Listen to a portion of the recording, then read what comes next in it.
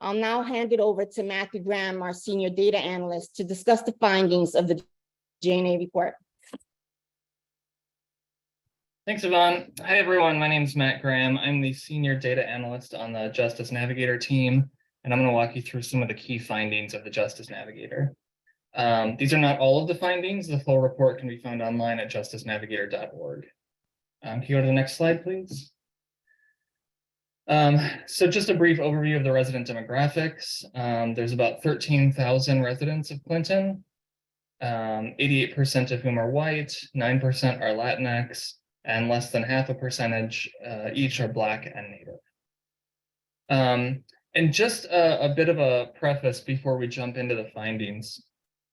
I just want to say that, we've worked with dozens of departments across the country.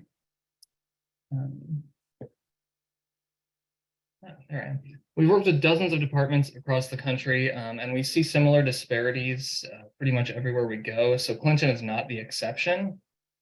And also, in this country, we tend to think of racism as defective hearts and minds or bad actors. That's not what we're talking about here. I like to think of those individual level factors as bias or prejudice. When we talk about racism and racial disparities, we're talking about the structural policy level factors that could lead to disparities, even if the entirety of the department, even if every officer in Clinton was 100% free of prejudice or bias. Some of those factors are driven by, or some of those disparities are driven by factors outside of the department's control. So there are a lot of social factors that lead to contact with the police because they're the resource that's available. Homelessness, lack of health care, lack of employment, and all of these things contribute to increased contact with police and can drive some of those disparities. So the entirety of the disparities, we don't believe, are in the control of Clinton to deal with, but we think some of it is. And then finally, like I said, we see these disparities everywhere, so we really want to commend the department for undertaking this partnership and really taking a hard look at what's going on in the city of Clinton and trying to address things and fix some of those racial disparities that we'll see. So first, we're going to look at vehicle stops. Next slide, please.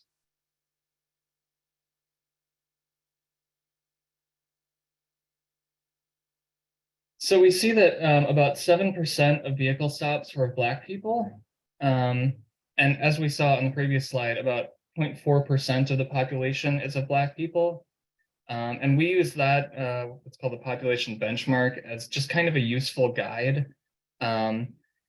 It's imperfect. We understand that there are people not from Clinton who are visiting Clinton, who are driving through, who the Clinton police officers are likely to interact with.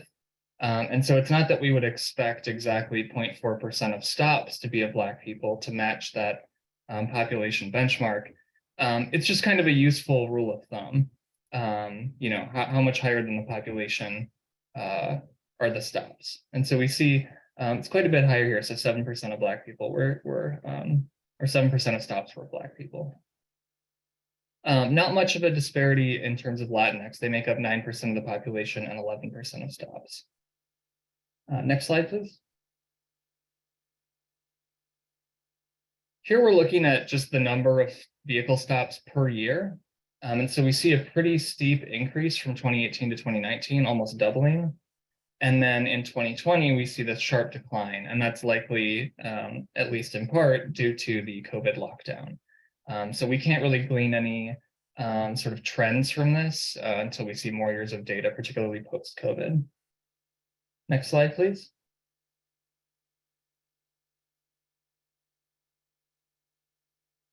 So here we're looking at search rates. So both Black and Latinx drivers, once stopped by police, were searched more than twice as often. So for every 100 stops of Black people, 14 of them were searched, whereas for every 100 stops of white people, only 5 of them were searched. Next slide. And here we're looking at the results of those searches. So how many of those searches for each racial group resulted in contraband being found?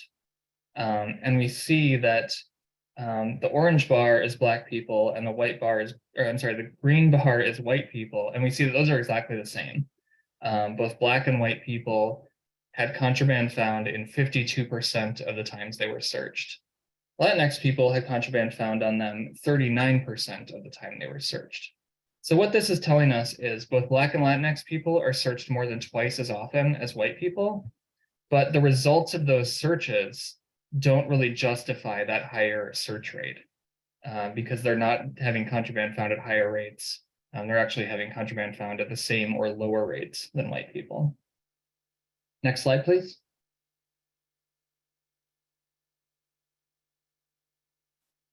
So here we're looking at the reason that people were stopped. So each sort of section in the chart is a stop reason, and then each bar represents a racial group. So that top section is equipment, license, and registration stops. And if you look at the orange bar, that represents Black drivers. So 35% of Black drivers were stopped for equipment, license, or registration reasons, and 26% of Latinx drivers, compared to 19% of white drivers. The equipment, license, registration stops, these tend to be, lower level, broken taillight or expired license. And these stops are more likely to be pretextual, meaning the officers had a legitimate reason to stop the person, but the real intent is not necessarily just to give a ticket for that minor infraction. It's also to, potentially search the person or the vehicle. Whereas white people were stopped more often for moving violations, which are more likely to be a sort of imminent public safety threats, like speeding, running a red light, etc. So Black and Latinx people stopped more often for those lower level, more likely to be pretextual stops. White people stopped more often for moving violations, which are more, credible public safety threats.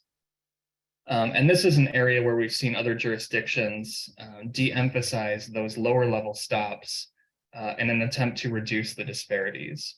And we see a current push for that in Connecticut as well, with Senate Bill 1195 trying to shift these equipment license and registration stops to a lower priority. And doing so, it reduces, will reduce the stop rates of Black and Latinx people because they're overrepresented in those stops. So that will drive down the disparities in stop rates. But it can also drive down disparities in use of force rates because just having less contact with Black and Latinx drivers is likely to, reduce the instances of force. Next slide, please. Here we're looking at vehicle stop outcomes, and we see that Black and Latinx drivers are slightly more likely to be arrested than white drivers, and slightly more likely to receive a citation than white drivers, whereas white drivers are more likely to be released with a warning or no action. Next slide. So with the vehicle stops, we were really focused on racial disparities. If the calls for service and officer-initiated activity, that's not the case. Here we're looking at why are people calling the police and what are police doing with their own time. And so this is really meant to spark a conversation between the police and the community about what they want their police department to be doing. For years and years, we've been shifting more and more responsibilities onto police because they are the resource that's available. But they're not necessarily the best resource or necessary to respond to all these types of calls. So if you can move to this next slide, please. So we tend to think of police as running from, one serious call to another. They're going from a robbery to an assault to a domestic violence. And what we see here and elsewhere is that's not really what, the case. Those really serious types of calls make up about 5% of what we see police doing. Next slide, please. And here we see the reasons that people are calling the police. we see that almost half of calls are for either public assistance or traffic incidents. Public assistance is things like there's an obstruction in the roadway, like, you know, something fell off the back of someone's truck and it needs to be moved, or someone found lost property and wants to turn it in. Maybe there's a loose animal. Traffic incidents are, these are not officer initiated like traffic stops. These are just like responding to traffic accidents and things like that. So in other jurisdictions, we've seen, you know, with the traffic incidents, we've seen them where the traffic accident doesn't involve a serious injury, and the only reason an officer is necessary is to write a report for insurance purposes. We've seen them shift that away from the police, hire city personnel who are not cops to go respond to those. And that alleviates some of the burden on police. Because one other thing that we're seeing across the country right now is a shortage of officers. Pretty much every department we work with is understaffed and is struggling to hire and retain officers. And so, of course, the push is to train and hire more officers. But the alternative option, or a complementary option, is to really think about what types of calls we want officers responding to. So similarly with the public assistance calls, you know, a lot of those could be handled by something like a public works employee. And so we're not necessarily prescribing any particular interventions here. We're just showing, here's what the community is calling about, and encouraging the community and the department to have conversations about, you know, what they want their officers doing, what they want their department to look like, and where your city might be able to shift some responsibilities to other city personnel. Next slide, please. Finally, the other trend that we're seeing across the country is particularly for calls that involve people experiencing mental health crises, a shift to either alternative or co-response models. An alternative response model means a trained social worker or mental health professional responds instead of the police to calls where they know that it involves a mental health crisis. And a co-response model is where one of those trained professionals goes with an officer, and the officer is just kind of there as backup in case things go bad. So this is a figure that we always include in our report, just to see, you know, how many of these incidents are officers responding to. You know, is there an opportunity there for other trained professionals with better training in dealing with these types of events to respond. So before I turn it back over to Yvonne, I just want to reiterate quickly that, again, these are the types of disparities that we see pretty much everywhere we work. So Clinton is not alone in this, and we really are very encouraged and heartened that they want to continue this relationship. And so we look forward to working with them to help reduce some of these issues. So now I will hand it back over to Yvonne for next steps. Thank you, Max. So as I mentioned earlier, Chief DeMayo has been an exemplary partner in this process. Upon learning of the findings, he immediately asked that we roll up our sleeves and take a deeper dive into the disparities uncovered so he can take action to address them. As part of these next steps, we'll continue our relationship with Chief DeMayo and the Clinton Police Department by providing services through HART, a harm reduction product offered through our Law Enforcement Initiatives Division. This involves strengthening data collection to help identify risk factors causing the disparities and investigating when these disparities are occurring or are most severe. This involves police and communities collaborating by tracking, monitoring, and measuring results to ensure changes in response to the JNA findings have the intended results. Chief DeMayo has requested to participate in this HART work, and we look forward to continuing our productive relationship together. From now, I will hand it over to Eliana.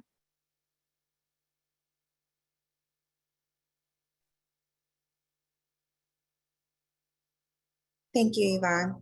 Here at CPE, we believe that the ultimate measure of our success is safety and well-being for the communities we serve.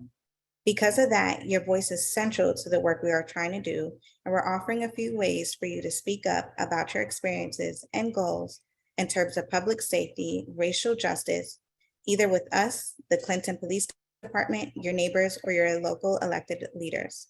Tomorrow we will have a roundtable where community members can come together and discuss the report and reimagine public safety for the town of Clinton. Feel free to scan the QR code on the screen to stay connected to the work we are doing in Clinton and in Connecticut. This will also allow you to schedule a call with us and begin co-creating solutions to reduce harm and reimagine public safety. As mentioned earlier, Giatti is in person today to chat after this presentation.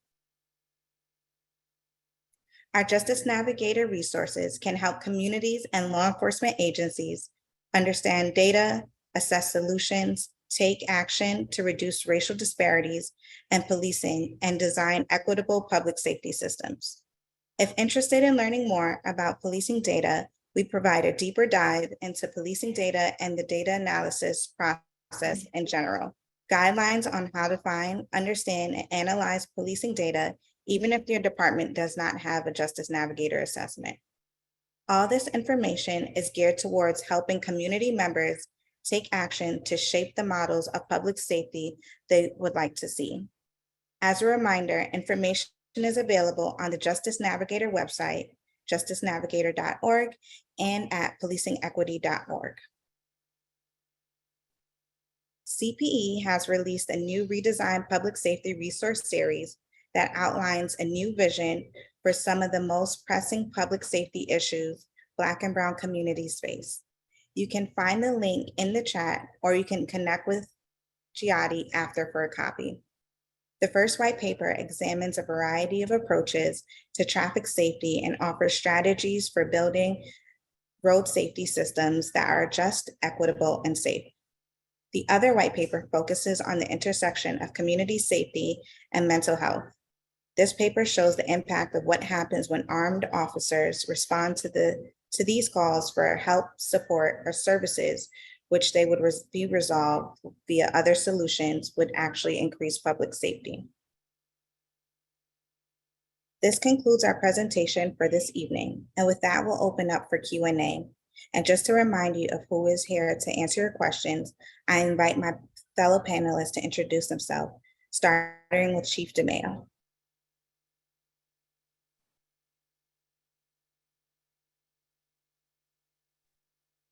So once again, I apologize everyone for the technical difficulties we encountered here in the beginning of this program.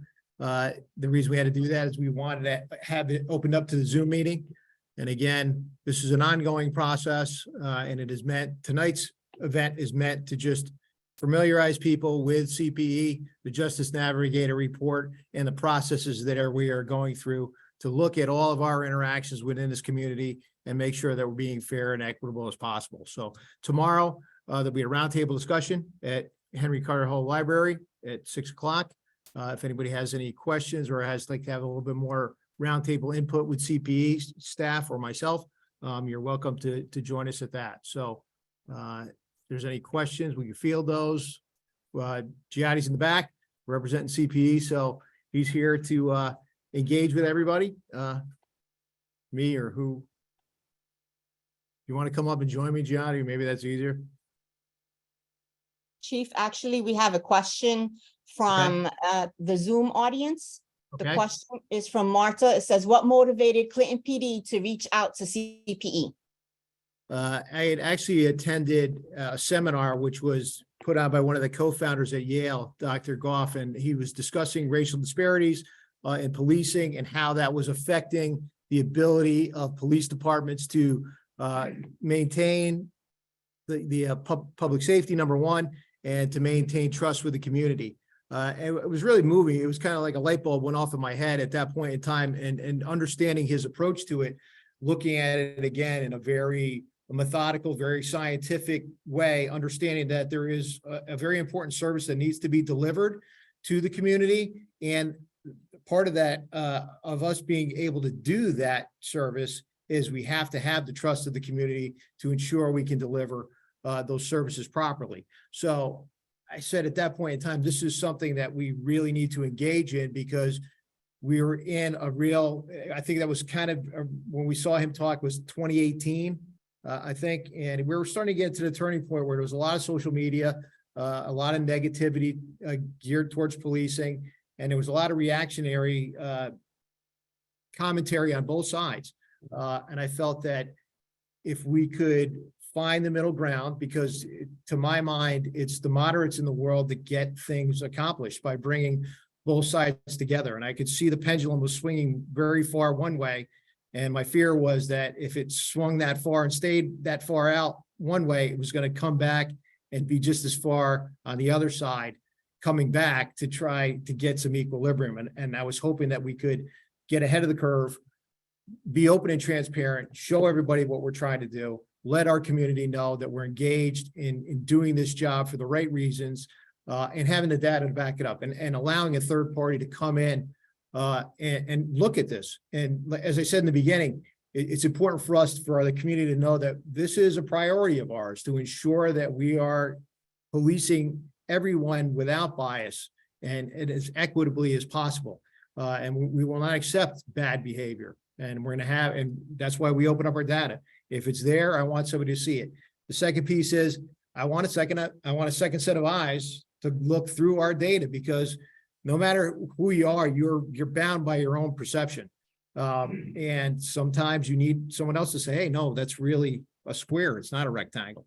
So if we can get that input, that can help us redirect our resources, apply the best possible policing we can, and just expand our service platform. It's a never-ending process for us. We're always going to try to improve, and wherever we can find disparities, we're going to try and correct them, and we're going to try and deliver that service as best we can. Thank you, Chief. We have one more question that came in through our Zoom participants. Says, I like the data analysis covered and the categories of call for service and officer initiated activities. This seems different than other city assessments. How is that provided and why is that important? Matt, would you like to take that question? Yeah, I can speak kind of generally. So how we actually get the data depends. Some police departments manage their own 911 call center. Other places, it's sort of a broader city-led call center. But so we started requesting this data regardless. We started requesting this data from each city that we work with, and just starting to look at, what insights can we find there? How can this contribute to our idea of reimagining policing? And, I think we found some really fruitful results there.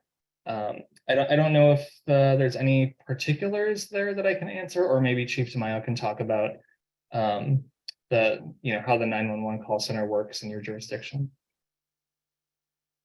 Sure. So basically, this was a heavy lift to gather all the data for 3 years. We provide all of our contact information to CPE. The state of Connecticut does require, and it has required for about the past 20 years, racial information on all of our stops, which is race, gender, ethnicity, age, sex, whether a town resident or not a town resident, whether we search the vehicle or not search the vehicle. And we have all that data.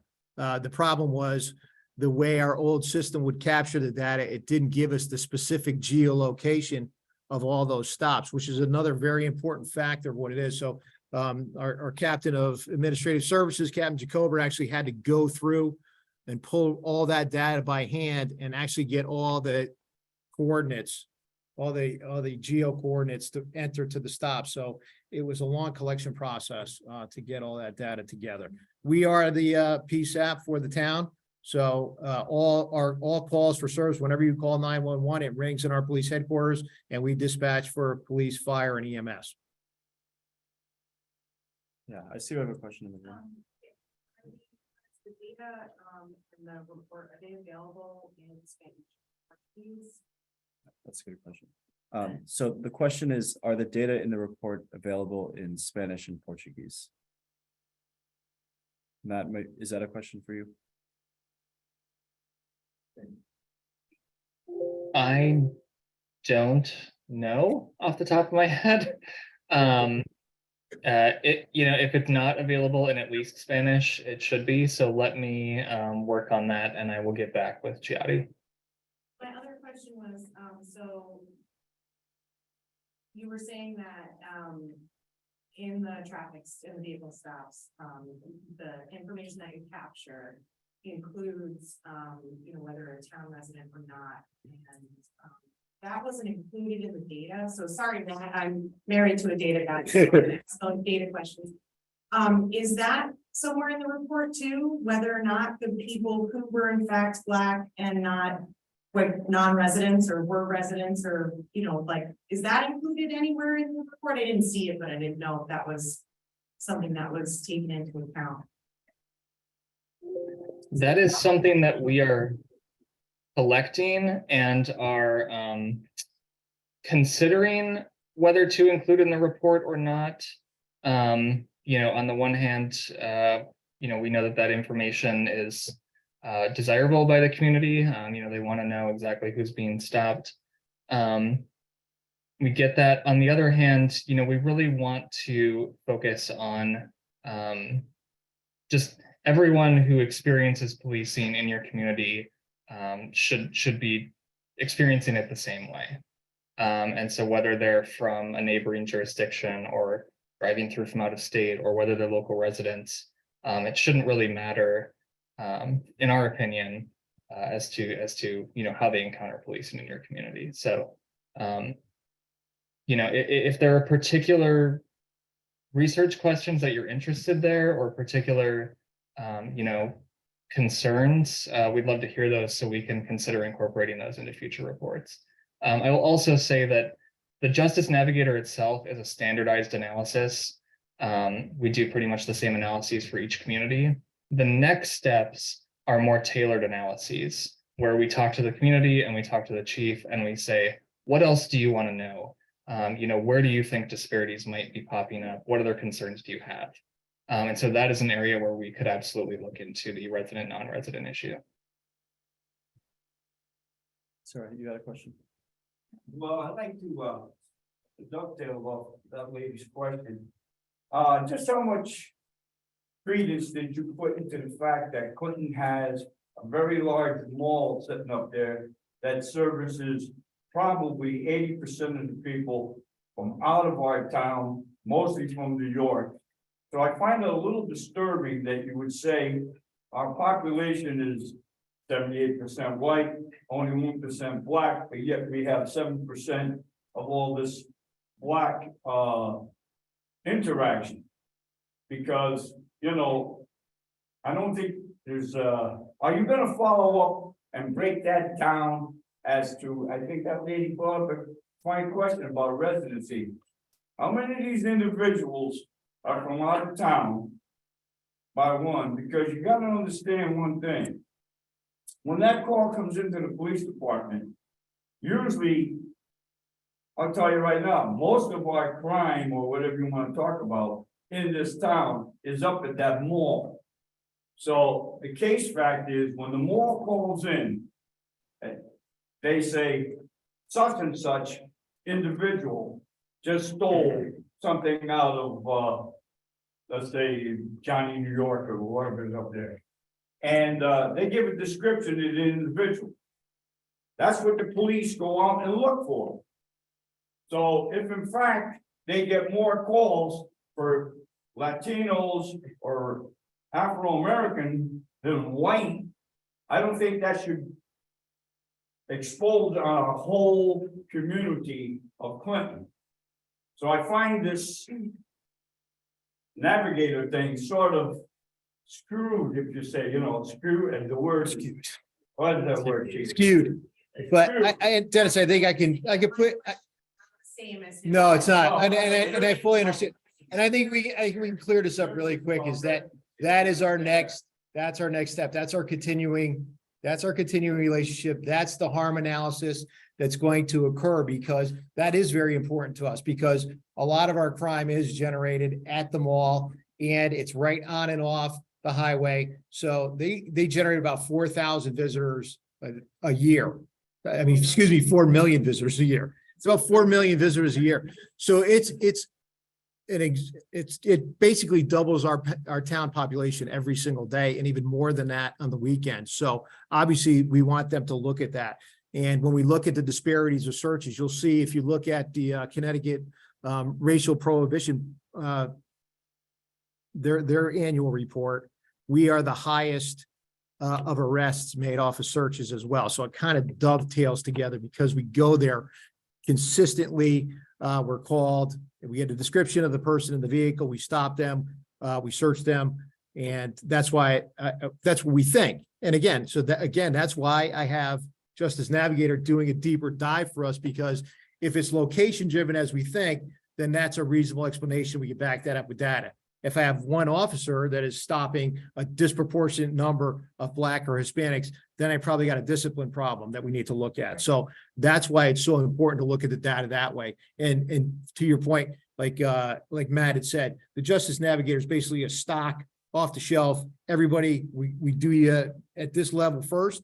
If it shows disparities, then we go into the harm reduction ones, which is what we're going to do next. So that'll be the next piece to try and look at that and say, and again, it's not, nobody's throwing stones here. We voluntarily joined into this process to understand the numbers, understand the data, and make corrections if corrections need to be made. So I hope that answers everybody's question.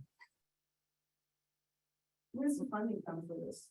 The CPE, So we're not paying as a town? we don't pay, no. Correct. Matt, This do is you have a free service that CPE provides to police agencies. There's no cost to the police agency or to the residents in the jurisdiction. I do have one more question, Chief, from online. It says, how are Okay. Clinton officers responding to this assessment? Really, we're all interested in the same thing. Like I said, we are a community-oriented police department.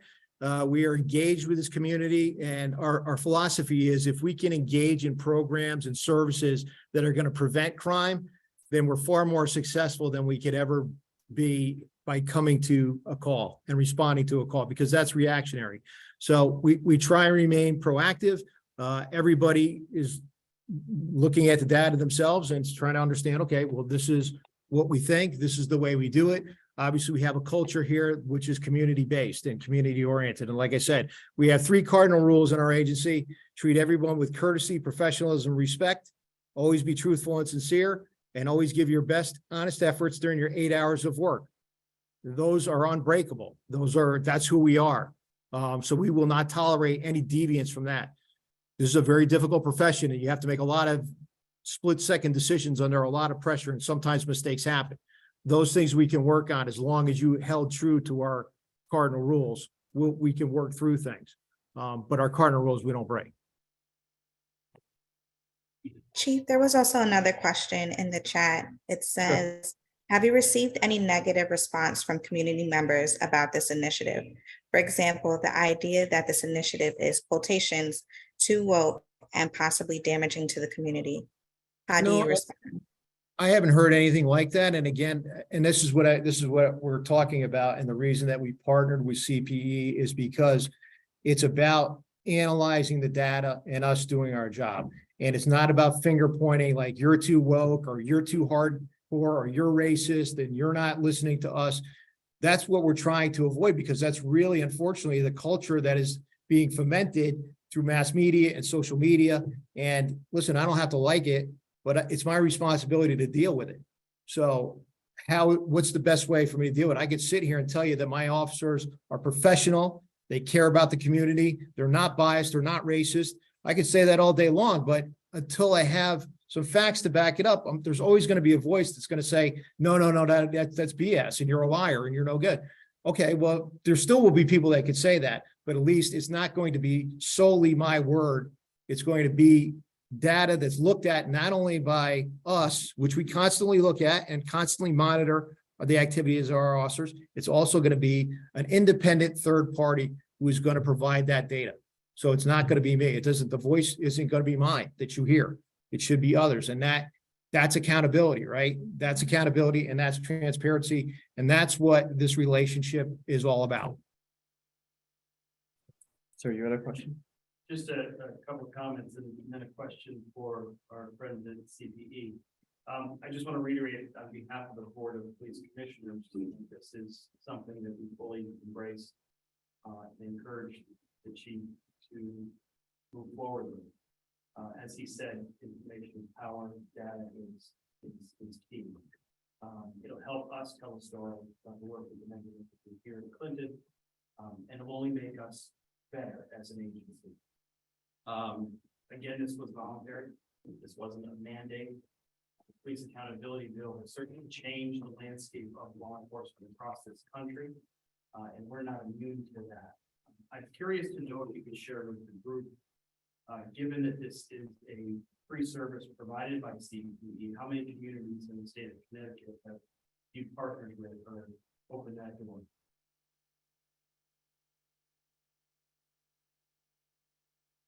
So because different agencies have different memorandum of agreements with CPE, we're not able to disclose how many agencies we have partnered with, but there are other agencies, and Chief DeMayo has assisted us in partnering with some of those agencies, helping them in the data collection.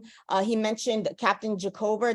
Captain Jacober has been a great resource to other agencies that are engaging in this process also. So there are agencies that their memorandum of agreement states that that they have to go public, and there's others where that information is not to be disclosed. So we do have other partners, but we're not at liberty at disclosing which agencies those are. There are two that are already public. So Watertown and Newington are both public on the Justice Navigator website. Question, how many are non-public? We can't, as a bonus. So. Yes, sir. One, good on you for doing this. Thank you.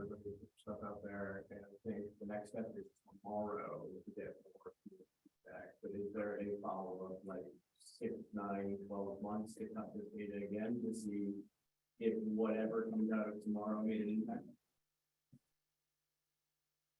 Yeah, so the question is, will there be a follow-up data analysis of the department's data? Yes, absolutely. So Chief DeMayo indicated that he wants to continue this partnership, which we're super happy and grateful. So yeah, the next steps are the harm reduction piece that Yvonne mentioned, and that is just further digging into the data. First we want to talk to the chief and his command staff and the community and find out what issues they want us to look into in particular. But yeah, that is then another data-driven process. And also, I just want to let you know that we do have our police commission meeting once a month, and that's open to the public, and they're always welcoming and encouraging for people to come and make any comments that they want to the commission. So we always say, if you're doing your job right, nobody shows up. If you're doing your job really bad, it's a big crowd. That's a great opportunity to spark conversation where we as a group can talk with the chief, talk with his command staff, and have healthy discussion. The second Monday of the month. Yes. 6 o'clock. 6 o'clock at the PD. The officer reporting of 242 events involving a mental health crisis, that's not part of the 90% of calls that don't involve anyone in harm or property harm, right? That's like that number that came up, the 242 events. I'm just thinking about that as being a person that's been part of like the community conversations around mental health. That would be something that I would be interested in hearing about 6, 9 months down the line. Like what part of, I know this is about equity, but that is definitely a piece of. Yeah, well, I think a lot of people don't, I think a lot of people don't understand that we are the designated first responders. So when you call 911, a police officer will go to every single medical call. So that's why that number is as high as it is. And plus we have a large population of people with special needs in the community. And a lot of times, a lot of those are repeat calls. Right. So it's 242 calls for service, but it may be a smaller number of people to your point. Okay.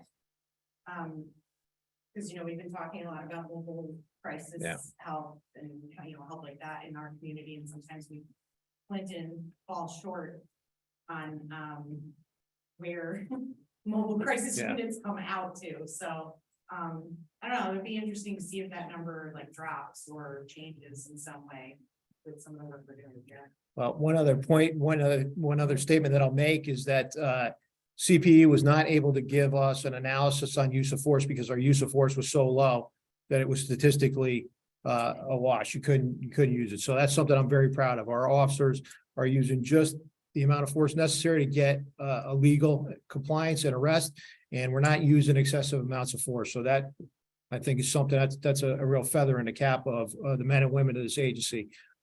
We spent a lot of time. They're very, like I said, they're engaged. They talk to people, they try and listen. Sometimes you have to use force in this business. It's just the way it is, but it's very engaged. So something I'm real proud of. And I think something the rest of the community should be proud of and should know about.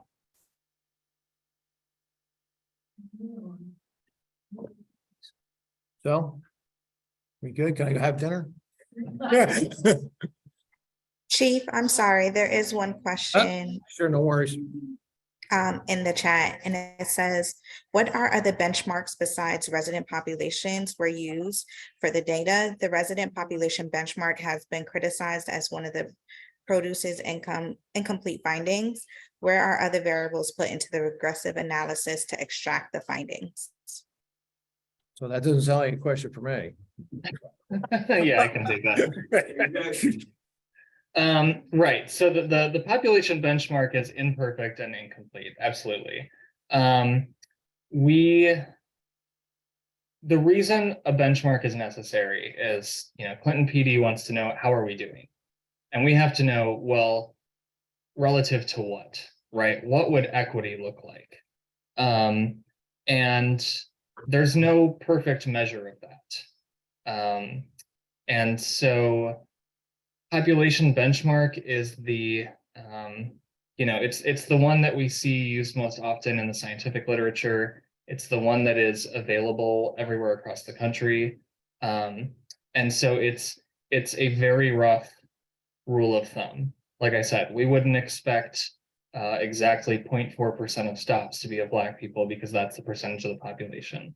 It's just an initial indicator, something to compare to in lieu of an actual accounting of every person that the PD interacts with. As far as what else do we do, so we try to include, our analysis plan includes regression analyses that take into account things like neighborhood crime rates, poverty rates, percentage of Black residents. Unfortunately, Clinton is just such a small jurisdiction.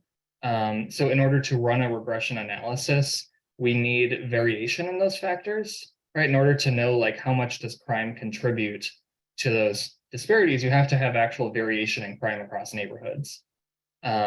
And when you only have like 3, 5, 7 census tracts in your jurisdiction, there's just not enough statistical variation there to come up with any results. So we weren't able to perform the regressions for Clinton, not through any fault of their own, it's just a small jurisdiction.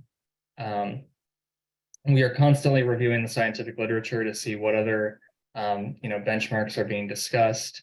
Some of them are potentially better, but maybe not possible in every jurisdiction we work with. Some of them we just don't think are as defensible as even population.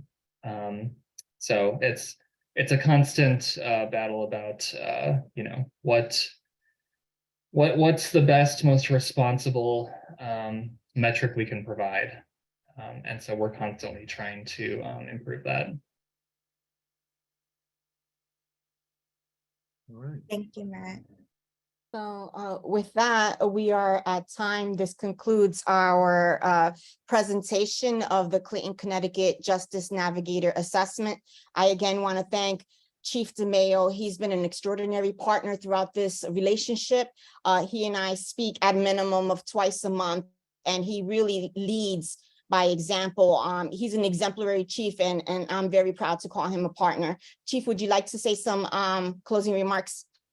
Listen, I just want to thank everybody for coming here. Obviously, we're honored to be your police department. We're accountable to you as our citizens, and we're always trying to improve. The men and women of this organization really care about this community. And they come to work every day under harsh conditions and try and really make a difference and make this a better place. So we need your engagement. We encourage your engagement. And I really thank you for coming here. And again, we're honored to be your police department.